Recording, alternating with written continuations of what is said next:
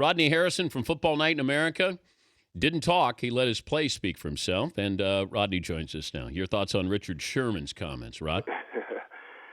Well, Dan, I don't understand why everyone seems surprised. I mean, you know what type of guy he is. You know that he's a very emotional guy. I mean, he made the biggest play of his career and arguably the greatest game of his biggest game of his life. Mm-hmm. And you put a microphone not even 5 minutes right after the game right in front of his face. I mean, you know how he is. You know how he's going to respond. He's an emotional guy.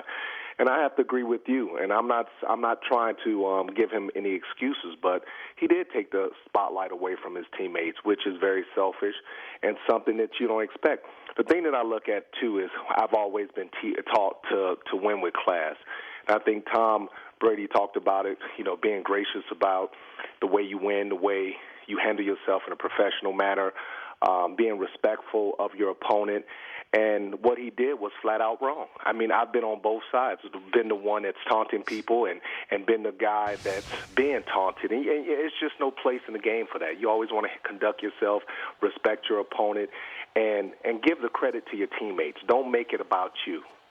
But he also uses it as motivation, Rodney. I don't know if you played with guys with the Patriots or the Chargers where they needed to have that chip on their shoulder. There needed to be a little bit extra anger in there. I was that guy, Dan. I mean, I was that guy. But at the same time, you want to respect your opponent. And that's the thing. You don't want to degrade your opponent because you know how it is. I mean, this league will humble you. And things can change very quickly. One injury, give up a touchdown in the Super Bowl, now you're the GOAT. I mean, this game can really humble you. And I just felt like, it's just a certain way of handling things. And obviously he has that platform, and he's a very articulate, he's a smart kid. I mean, he knows better. I mean, everyone talks about how emotional he is. Well, he's no more emotional than anyone else that I played with, than Teddy Bruschi and Junior Seau and Jerry Rice. I mean, we're all emotional guys, no question about it. But you still have to learn how to win with class, and it just takes away everything that they've accomplished. Now, let's be honest. Seattle, a great franchise organization, what they accomplished was unbelievable this year. But point blank, Richard Sherman, he's the most hated man outside of Seattle right now. I mean, everyone's going against him based on his actions. Is his play better than his words? See, that's the thing. I mean, he's a fantastic football player, and that's the thing that takes away. Everyone talks about, when you look at him, people say, "Oh, he's a thug. He just set us back 500 years and all this different stuff." What does thug mean, that. though, to you, Rodney? When I say somebody is a thug, what does that mean? Just the way he conducts himself. I don't think it's a look, because a lot of intelligent people have the so-called thugged out look, whether it's you want to consider it baggy pants, whether you want to consider braids in your hair. I think a thug is a mentality, and he's not a thug, and that's what people want to classify him at. He went to Stanford. He's a very smart kid. It's just he's still a young player, and that's what people don't realize. I mean, he's a very smart kid, and he's using this trying to market himself, but at the same time, it really takes away how smart of a kid he really is. He's Rodney Harrison, former Patriots defensive back, joining us, Dan Patrick Show. Speaking of the Patriots, here's Bill Belichick after the Wes Welker hit on Talib, and then we'll get Rodney's thoughts off of it. I was asked about the hit on Talib, and I feel bad really for Aqib. The way that play turned out, I went back and watched it, which I didn't have a chance to do yesterday. It was a deliberate play by the receiver to take out Aqib. No attempt to get open. And I'll let the league handle the discipline on that play. It's not for me to decide, but it's one of the worst plays I've seen. And that's all I'm going to say about that.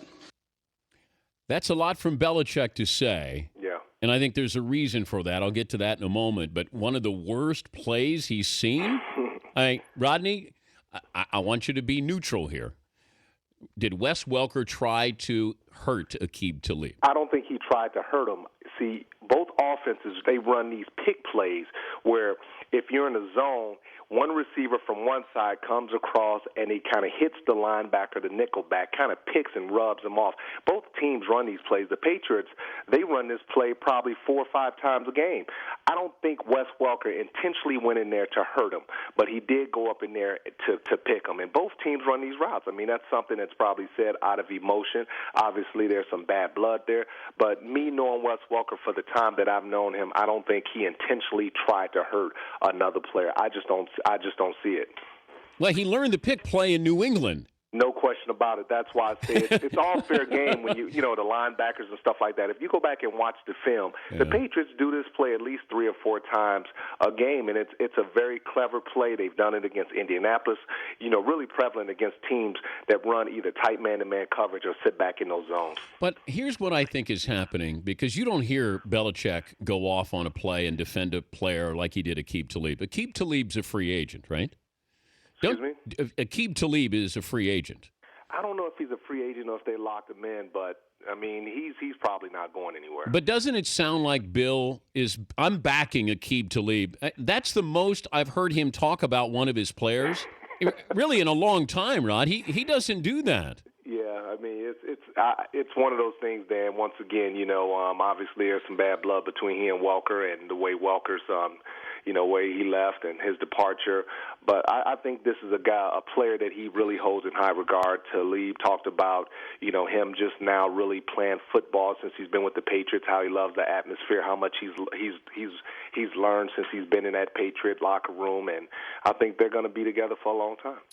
Saw a lot of the articles, columnists in Boston, they are killing the Patriots. Why are they killing the Patriots? What are they saying? Epic fail. They'll never win a championship. Brady has now gotten to the point where, you know, they tease you with what they used to do, but he can't win the big game anymore. Well, I don't think that's fair, especially this year. I mean, you look at everything they've overcome, and, you know, I've texted a few people on that team and said, you know, you really have a lot to be proud of. I mean, you know, to overcome all those injuries. When you lose, I know they really didn't have that much of a chance going against Peyton Manning, the way he was focused and all those weapons and health of that team and just overcoming all those obstacles, those injuries. I mean, it's, you know, you could talk about the system. The system is a great system, and they've been successful for a long time.